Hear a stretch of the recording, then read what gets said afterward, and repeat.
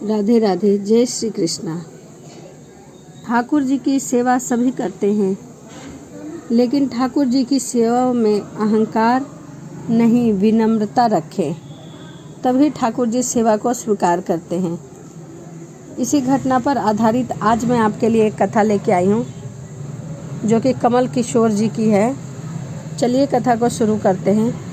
कमल किशोर सोने एवं हीरे जवाहरात बनाने और बेचने का कार्य किया करते थे। उसकी दुकान से बने हुए गहने दूर दूर तक जाया करते थे, क्योंकि वह काफ़ी मशहूर था। लोग दूसरे शहर से भी कमल किशोरी जी की दुकान पर गहने बनवाने आया करते थे। चाहे हाथों के कंगन हो, चाहे गले का हार, चाहे कानों के कुंडल हो, उसमें हीरे और सोने की बहुत सुंदर मीनाकारी होती है। यह सब देखने वाले देखते ही रह जाते हैं। इतना बड़ा कारोबार होने के बावजूद भी कमल किशोरी बहुत शांत और सरल स्वभाव वाला व्यक्ति था। उसको इस माया का इतना रंग नहीं चढ़ा हुआ था। एक दिन उसका कोई मित्र उसकी दुकान पर आया, जो कि अपनी पत्नी सहित वृंदावन धाम से होकर वापस आ रहा था। उस मित्र ने सोचा कि चलो थोड़ा सा प्रसाद अपने मित्र कमल किशोरी जी को भी देता चलूं। उसकी दुकान पर जब वह पहुंचा तो कमल किशोरी जी एक कारीगर एक सोने एक हीरे जड़ित बहुत सुंदर हार बनाकर कमल किशोरी जी देने के लिए आए।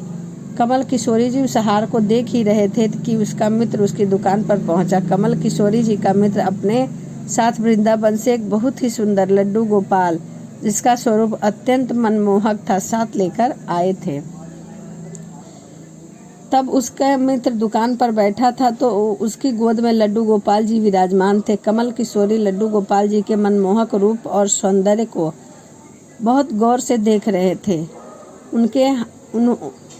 उसने अपने हाथ में पकड़ा हुआ हार उस लड्डू गोपाल के गले में पहना दिया एवं अपने मित्र को कहने लगी कि देखो तो सही, इस हार की शोभा लड्डू गोपाल के गले में पड़ने पर कितनी बढ़ गई है। उसका मित्र एवं कमल किशोर आपस में बातें करने लगे। बातें बातें में ही उसका मित्र लड्डू गोपाल को हार सहित लेकर चला गया। दोनों को ही पता न चला कि हार लड्डू गोपाल के गले में ही पड़ा रह गया। कमल किशोर का मित्र अपनी पत्नी सहित एक टैक्सी में सवार होकर अपने घर को रवाना हो गया।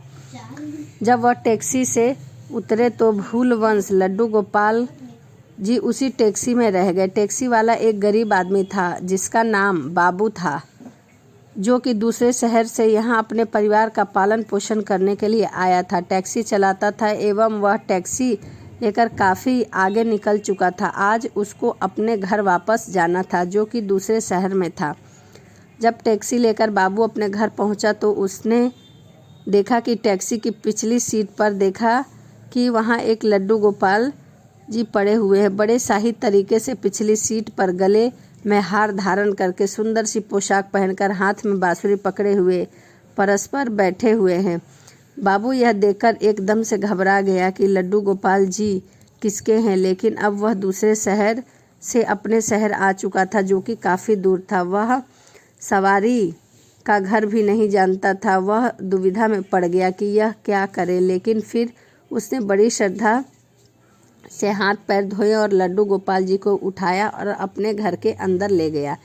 जैसे ही उसके घर में लड्डू गोपाल जी प्रवेश किए, उसकी पत्नी ने अपने हाथों में पकड़ लिया। लड्डू गोपाल जी को जब देखा कि इतने सुंदर स्वरूप वाले लड्डू गोपाल जी को देखकर उसकी पत्नी ने झट से लड्डू गोपाल जी को अपने पति के हाथों से ले लिया। उसकी पत्नी, जिसकी 8 साल शादी को ही हो चुके थे, अभी तक कोई संतान नहीं थी, लेकिन गोपाल जी को हाथ में लेते ही उसका वात्सल्य भाव जाग गया। उसकी ममताई एवं करुणामयी आंखें झरझर बहने लगी। ममता वंश और वात्सल्य भाव के कारण ठाकुर जी को गोद में उठाते ही उसको ऐसा लगा कि किसी ने अपने ही बच्चे को गोद में उठाया है। उसके स्तनों में अपने आप ही दूध निकलने लगा।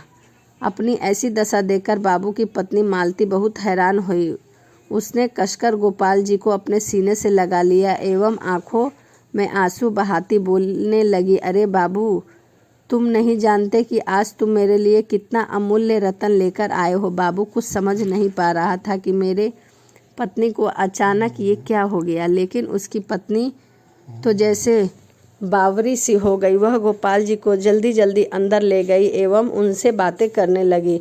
अरे लल्ला, इतनी दूर से आए हो, तुम्हें भूख लगी होगी। एवं उसे जल्दी जल्दी मधु एवं घी से बनी चूरी बनाकर एवं दूध गर्म करके ठाकुर जी को भोग लगाया। उधर कमल किशोरी ने जब अपनी दुकान पर हार को न देखा तो उसको याद आया कि हार तो ठाकुर जी के गले में ही रह गया। तो उसने अपने मित्र को संदेश भेजा। तो मित्र ने आगे से जवाब दिया, अरे मित्र, वह माखन चोर एवं चित्त चोर हार सहित खुद ही चोरी हो गए। मैं तो खुद इतना परेशान हूँ। कमल किशोर अब थोड़ा सा परेशान हो गए कि इतना कीमती हार न जाने कहाँ चला गया। मुझे तो लाखों का नुकसान हो गया। लेकिन फिर भी अपने सरल स्वभाव के कारण उसने अपने मित्र को कुछ नहीं कहा एवं उसने अपने मन में सोचा कि कोई बात नहीं, मेरा हार तो ठाकुर जी के ही अंग लगा है। अगर मेरी भावना सच्ची होगी तो ठाकुर जी उसको पहने रखेंगे। उधर बाबू एवं उसकी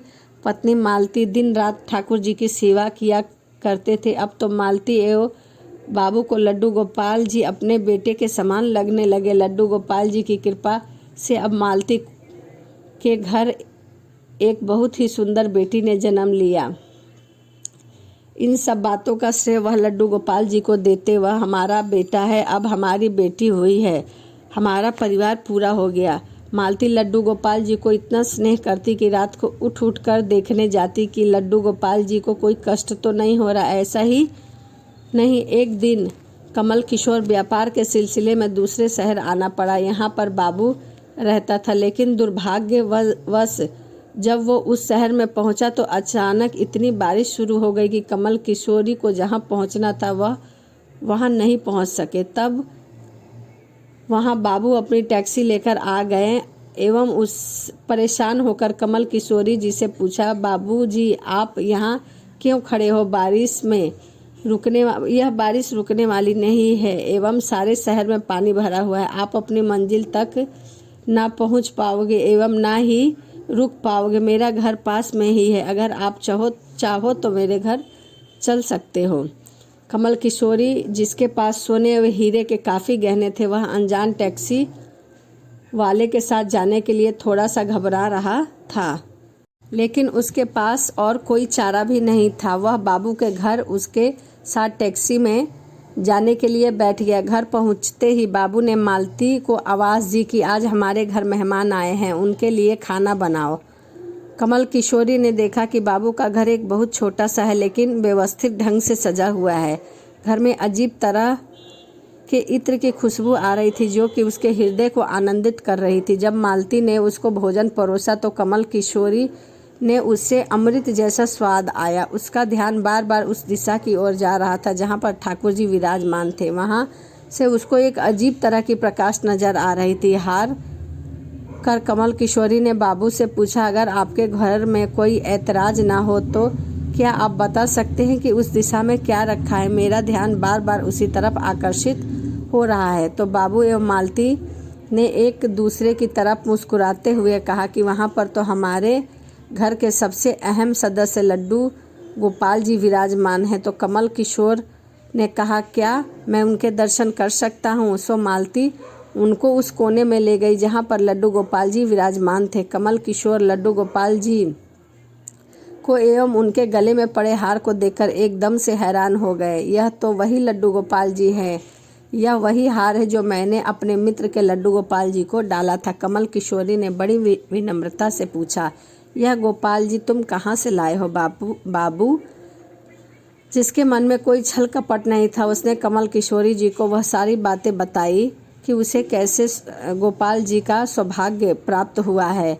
उनके हमारे घर में आने से हमारा दुर्भाग्य सौभाग्य में बदल गया है। तो कमल किशोरी ने कहा, क्या तुम जानते हो कि जो हार ठाकुर जी के गले में पड़ा है उसकी कीमत क्या है?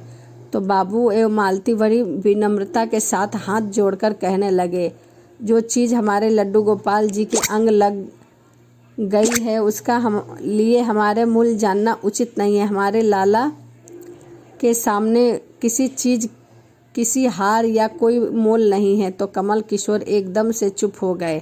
एवं उसने मन में सोचा कि चलो अच्छा है, मेरा हाथ ठाकुर जी के अंग लगा हुआ है। अगले दिन जब वह चलने को तैयार हुआ एवं बाबू उनको टैक्सी में लेकर उनके मंजिल तक पहुंचाने गए, जब कमल किशोरी टैक्सी से उतरा एवं जाने लगा, तभी बाबू ने उनको आवाज़ लगाई कि जरा रुको, यह आपका कोई सामान हमारी टैक्सी में रह गया है। लेकिन कमल किशोरी ने कहा, मैंने तो वहाँ कुछ नहीं रखा। लेकिन बाबू ने कहा कि यह बैग तो आपका ही है। कमल किशोरी ने जब बैग खोलकर देखा तो उसमें बहुत सारे पैसे थे। कमल किशोर एकदम से हक्का बक्का रह गया कि यह तो इतने पैसे हैं जितने की उस हार की कीमत है। उसकी आंखों में आंसू आ गए कि जब तक मैंने निश्चल भाव से ठाकुर जी को वह हार धारण करवाया हुआ था तब तक उन्होंने पहने रखा। मैंने उनको पैसे को सुनाया तो उन्होंने मेरा अभिमान तोड़ने के लिए मुझे पैसे भेज दिए। वह ठाकुर जी से क्षमा मांगने लगा, लेकिन अब हो भी क्या सकता था। इसीलिए हमारे अंदर ऐसे भाव होने चाहिए जिससे अहंकार ना हो के विनम्रता होनी चाहिए। एवं ठाकुर जी जैसा चाहते हैं वैसा ही होता है, और हम तो नियमित मात्र हैं। कौन ठाकुर जी को वृंदावन से लाया एवं किसके घर आकर वह विराजमान हुए, यह सब ठाकुर जी की ही लीला है। जिसके घर रहना है उसके घर सेवा लेनी ही है। यह सभी जानते हैं कि हम लोग को नियमित मात्र हैं, बस हमारे भाव शुद्ध होने चाहिए। तो यह सच्ची घटना, लड्डू गोपाल की सच्ची घटना थी। वीडियो आपको कैसी लगी कमेंट जरूर करिएगा। राधे राधे, जय श्री कृष्णा।